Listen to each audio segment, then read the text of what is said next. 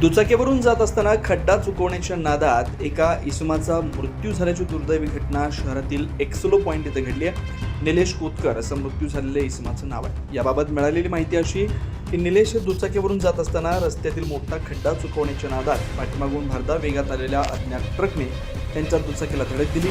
या अपघातात ती गंभीर जखमी झाले. त्यांना तातडीने उपचाराकरता रुग्णालयात दाखल करण्यात आलं, मात्र उपचारादरम्यान त्यांचा मृत्यू झाला.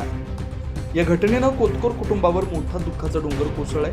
या घटनेच्या निषेधार्थ आज महापालिकेचे मुख्यालय असलेल्या राजीव गांधी भवनावर शिवसेना ठाकरे गटाच्या वतीनं मोर्चा काढण्यात आला. यावेळी नाशिकचे खड्डे भ्रष्टाचाराचे अड्डे अशी जोरदार घोषणाबाजी करण्यात आली. नाशिकचे खड्डे, नाशिकचे खड्डे, नाशिकचे खड्डे. दरम्यान आमच्या कुटुंबातील आधार गेल्यानं आमच्या भविष्याची तरतूद करावी अशी मागणी कोतकर यांच्या पत्नीने केली. यावेळी कुटुंबियांना अश्रू अनावर झाले. भविष्याचं जी तरतूद आहे त्याची मागणी करण्यासाठी आम्ही इथे आलेलो आहे.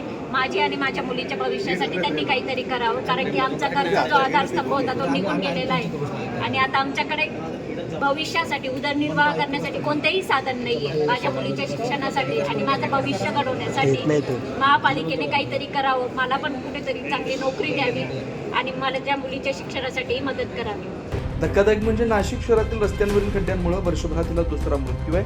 कुंभमेळ्याच्या पार्श्वभूमीवर शहरात विविध विकास सुरू असून अनेक ठिकाणी रस्ते खोदण्यात आले, त्यामुळे शहरभर मोठ्या प्रमाणात खड्डे निर्माण झाले. त्यामुळे रस्त्यांच्या दुरावस्थेला उत्पन्न गंभीर प्रश्न उपस्थित झाले.